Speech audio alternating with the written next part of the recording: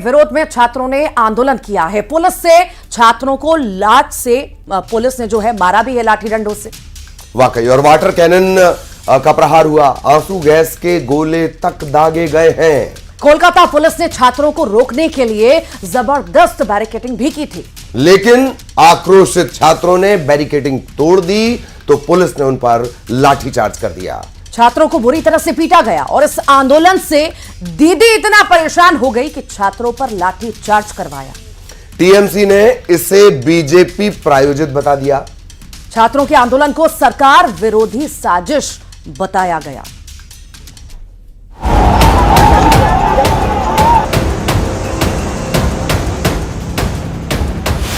बेटी को इंसाफ दिलाने की कोलकाता की सड़क पर मानो पूरा शहर उमड़ पड़ा।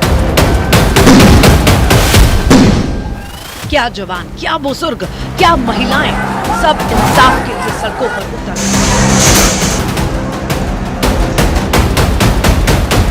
कोलकाता में 2 जगहों से मार्च शुरू हुआ। एक मार्च हावड़ा के सतरगाछी से, दूसरा कॉलेज स्क्वायर से शुरू हुआ। दोनों मार्च का मकसद ममता बनर्जी के दफ्तर नवान्नों तक पहुंचना और रेप और मर्डर मामले में इंसाफ की आवाज को बुलंद करना था। लेकिन पुलिस ने मार्च को बीच रास्ते में रोक दिया और यहीं से हंगामा शुरू हुआ। पुलिस के रोकने पर छात्र भड़क गए, 19 जगहों पर बैरिकेडिंग को तोड़ दिया।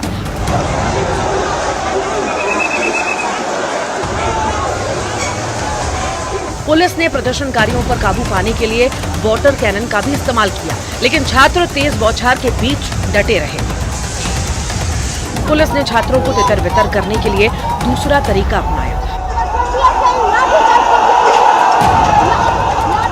पुलिस ने कई जगहों पर आंसू गैस के गोले भी दागे, लेकिन इंसाफ की लड़ाई के लिए सड़क पर उतरे छात्र जमे रहे। तो वहीं कुछ प्रदर्शनकारी भी पुलिस पर पत्थर फेंकते दिखे। हालात काबू में न आता देख पुलिस ने लाठीचार्ज किया। पुलिस और छात्रों की भिड़ंत के बाद कई छात्र घायल हो गए।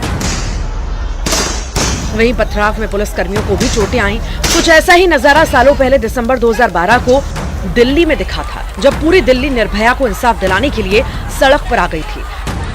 कोलकाता पुलिस को युवाओं के गुस्से का पता था, लेकिन पुलिस ने छात्रों को सचिवालय न पहुंचने देने के लिए पूरी तैयारी की थी। लेकिन ये छात्रों के गुस्से के आगे उनकी तैयारी धरी की धरी रह गई। उधर इस मामले पर सियासत भी हो रही है। टीएमसी ने बीजेपी के इशारे पर प्रदर्शन होने के आरोप लगाए, तो वहीं बीजेपी ने टीएमसी पर पलटवार किया। ममता सरकार पर छात्रों पर बर्बरता करने के आरोप लगाए। साथ ही आरजी कर हॉस्पिटल मामले में आरोपियों को बचाने के भी आरोप लगाए। वहां फिर से पुलिस मुस्तैदी से खड़ी है। वाटर कैनन, डंडे चलाना, बल्कि बड़े बड़े कंटेनर लाए गए हैं। कंटेनर और डंडे, वाटर कैनन, जैसे ये आरोपी हैं, इन्होंने दुष्कर्म किया है। यह है तानाशाह ममता बनर्जी की आंखें, जिन आंखों में एक जघन्य अपराधी के लिए प्यार है, लेकिन जो छात्र हैं, जो डॉक्टर हैं, उनके लिए सख्त कार्रवाई करने के लिए पुलिस को खड़ा करा देती है। अस्पताल में डॉक्टर से रेप और मर्डर के बाद से ममता सरकार सवालों के घेरे में है। मामले की जांच कोर्ट के आदेश के बाद सीबीआई कर रही है। ऐसे में केस को लेकर पुलिस और सरकार बैकफुट पर है। सवाल ये भी है, जो तैयारी छात्रों के प्रदर्शन के दौरान पुलिस ने दिखाई, वो आरजी कर हॉस्पिटल में तोड़फोड़ के दौरान क्यों नहीं दिखी। Bureau report, news 18।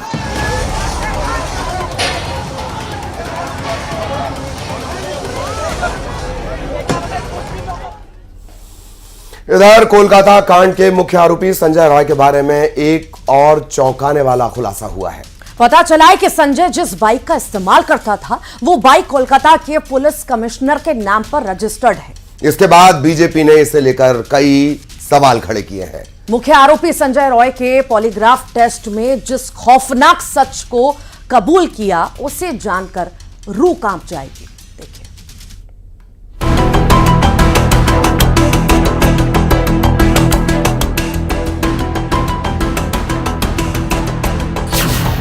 कोलकाता की निर्भया कांड का खौफनाक सच सामने आ गया। बेटी डॉक्टर के साथ रेप हुआ या गैंग रेप, पता चल गया।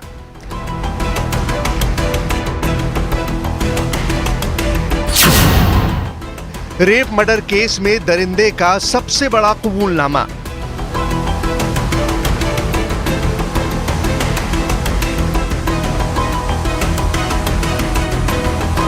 पॉलीग्राफ टेस्ट में कोलकाता कांड के दरिंदे संजय रॉय ने वो खौफनाक सच बताया है जिसे सुनकर किसी की भी रूह कांप जाए। संजय रॉय ने सीबीआई की टीम के सामने पॉलीग्राफ टेस्ट के दौरान अपना गुनाह कबूल करते हुए कहा कि उसने ही लेडी डॉक्टर का रेप किया था। रेप के बाद उसने लेडी डॉक्टर की हत्या कर दी। पॉलीग्राफ टेस्ट में दरिंदे ने हत्या की वजह भी बताई।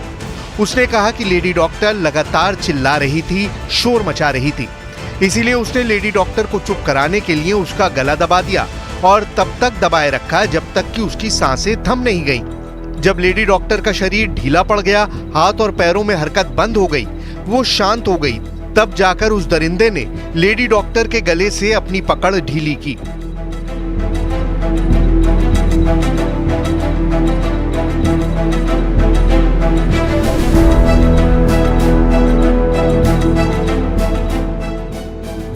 ऑटोप्सी रिपोर्ट में लेडी डॉक्टर की मौत दम घुटने और सांस नहीं ले पाने के चलते मानी गई थी।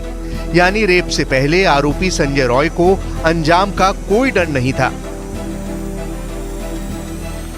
शायद उसने अंजाम के बारे में सोचा भी नहीं था, लेकिन रेप के बाद जब निर्भया चीखने चिल्लाने लगी तब संजय रॉय घबरा गया, डर गया। उसे लगा कि अभी कोई सुन लेगा, वो पकड़ा जाएगा, उसकी घिनौनी करतूत दुनिया के सामने आ जाएगी। इसी घबराहट में उसने रेप के घिनौने अपराध के बाद हत्या का दूसरा जघन्य अपराध कर डाला।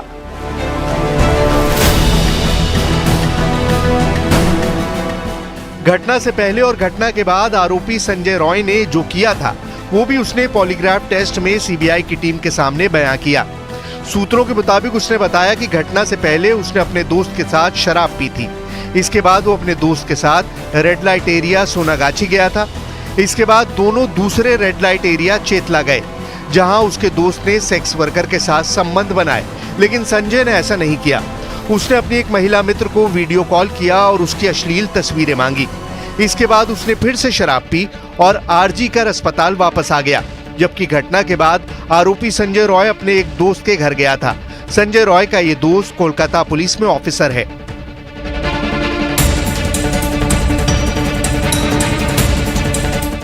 सूत्रों के मुताबिक 9 अगस्त की रात यानी घटना वाली रात 2:45 पर लेडी डॉक्टर जिंदा थी और उसने अपने मोबाइल से अपने एक रिश्तेदार के संदेश का जवाब दिया था। हालांकि एजेंसी इस बात की भी जांच कर रही है कि क्या ये संदेश खुद लेडी डॉक्टर ने भेजा था या किसी और ने उसके फोन का इस्तेमाल किया था।